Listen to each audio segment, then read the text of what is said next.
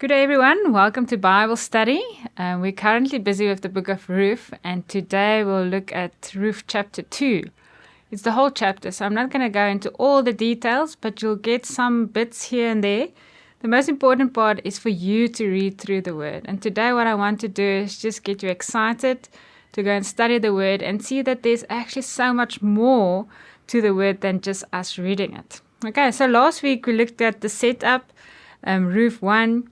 It's giving us the problem, what's going on here. And today we're going to get part of the solution. And this solution is a need for food. Okay, it's an immediate need. And this is the looking for food. Let's start reading from verse 1 to 7. Now Naomi had a relative of her husband's, a worthy man of the clan of Elimelech, whose name was Boaz. And Ruth the Moabite said to Naomi, "Let me go to the field and glean among the ears of grain after him in whose sight I shall find favor." And she said to her, "Go, my daughter." So she set out and went and gleaned in the field after the reapers, and she happened to come to the part of the field belonging to Boaz, who was of the clan of Elimelech. And behold, Boaz came from Bethlehem, and he said to the reapers, "The Lord be with you." And they answered, "The Lord bless you." Then Boaz said to his young men, who are in charge of the reapers, "Whose young woman is this?" And the servant who was in charge of the reapers answered, "She is the young Moabite woman who came back with Naomi from the country of Moab." She said, "Please let me glean and gather among the sheaves after the reapers." So she came, and she had continued from early morning until now, except for a short rest. What do we see in these first few verses? Well, Boaz, I want to say the Prince Charming, is introduced to us. We see that Naomi is mentioning him even before Ruth goes out to go and glean. The second thing we see is that Ruth actually decided that she will go out and she will find favor. Now, I see that as a big step of faith. This lady she trusts and she knows that she will find favor, which is incredible. She's not going out saying, "Oh, maybe I'll try my best." No, she's saying, "In whose sight I shall find favor." I love that. The next thing we see here is that it just so happens that she came to Boaz's field.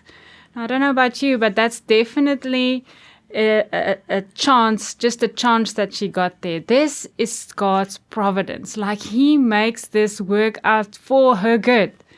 Now, I don't know where you are at the moment, but there are things happening in your life that is not by chance, okay? If you're following Jesus and you know Him, you must know that things in your life has come together not by chance or it just so happened, but because He had a purpose for it. I don't believe in chance. I believe in Jesus who makes a way for us. So just in this first few verses, we can see so much. Let's go on and see what happens. Verse 8 to 13. Then Boaz said to Ruth, "Now listen, my daughter, do not go to glean in another field or leave this one, but keep close to my young women. Let your eyes be on the field that they are reaping, and go after them. Have I not charged the young men not to touch you?" So just to interrupt myself there, this is the first anti-sexual harassment policy recorded in the Bible. Okay, right here. So what is he saying to her? You stay here. You don't go to another place. And then he adds this, "And when you are thirsty, go to the vessels and drink what the young men have drawn." Very significant, because that was all only for the people that worked there. But now there's an open door for her and she can drink as much as she wants. Then she fell on her face, bowing to the ground, and said to him, "Why have I found favor in your eyes that you should take notice of me, since I am a foreigner?" But Boaz answered her, "All that you have done for your mother-in-law since the death of your husband has been fully told to me, and how you left your father and mother and your native land and came to a people that you did not know before. The Lord repay you for what you have done, and a full reward be given you by the Lord, the God of Israel, under whose wings you have come to take refuge." Then she said, "I have found favor in your eyes, my Lord, for you have comforted me and spoken kindly to your servant, though I am not one of your servants." Beautiful piece of scripture that we see Boaz approaching Ruth, and he calls her my daughter, which talks about caring for her, protection and provision. We also see here that Ruth is questioning the fact that she's finding so much favor with Boaz.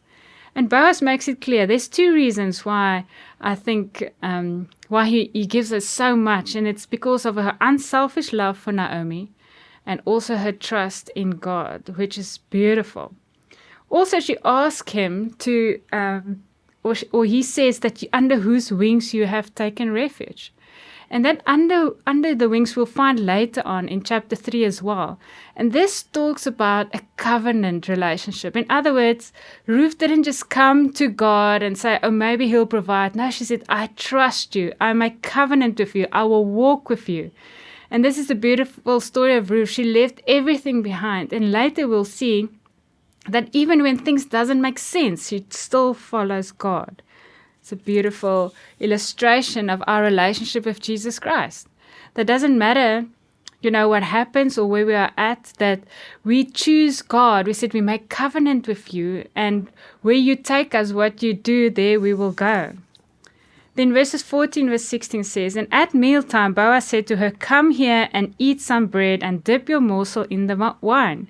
So she sat beside the reapers, and he passed her roasted grain. And she ate until she was satisfied, and she had some left over. When she rose to glean, Boaz instructed his young men, saying, let her glean even among the sheaves, and do not reproach her. And also pull out some from the bundles for her, and leave it for her to glean, and do not rebuke her. This piece of scripture is such a simple piece of the story, but for me it is so profound. The moment I see that Boaz is inviting her to come and sit with him at the table, with his servants, and even offering her some of the food, it immediately makes me think of Jesus inviting us to come and sit at his table and to come eat with him. I get excited because I know that it doesn't matter what we're going through, it doesn't matter how busy we are. Jesus is always inviting us to come and sit at the table. Let us not get distracted by the work or the things that we have to do, but know that we are always welcome. The other thing I see here is that even after she left, after she had so much favor with Boaz, she still went back and she worked some more. And in the next few verses, we'll see she worked for weeks. And what's beautiful about this is that Boaz even gave her more favor.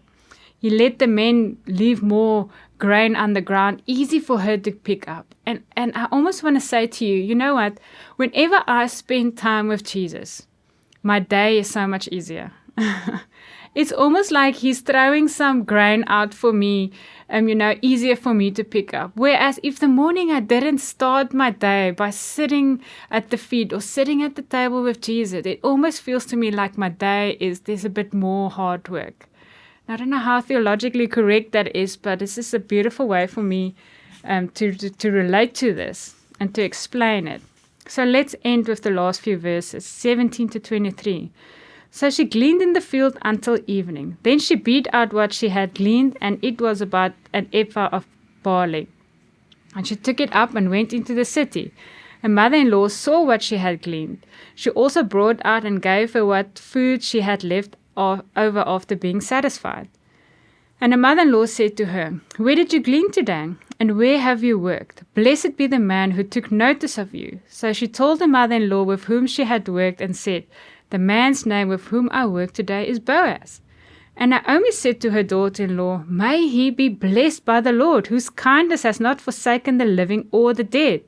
Naomi also said to her, the man is a close relative of ours, one of our redeemers.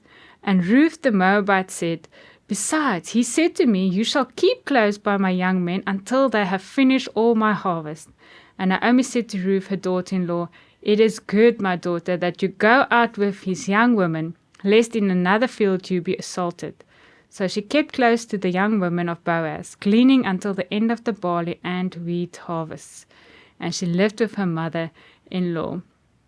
So basically what happens here is that Ruth goes back to Naomi, and they celebrating the fact that she actually went to one of their redeemers. That it not just happened by chance, but there's something bigger happening here. And you can immediately see that this Naomi, who called herself bitter, is starting to have a smile on her face. She's starting to see that, there just might be some hope. God might just be working in our favor. And we'll see now, Ruth didn't just work for a few more days there. She stayed for 6 to 7 weeks, working hard and following the reapers. In other words, she didn't, after a day when she had so much food that it was actually enough for the whole month, that she didn't say, oh no, I'll go back when I need it again. No, she kept on working hard and being faithful in looking after her mother-in-law. And next week we'll see, they now have met the need of food, but what about the need of descendants? So yeah, thank you.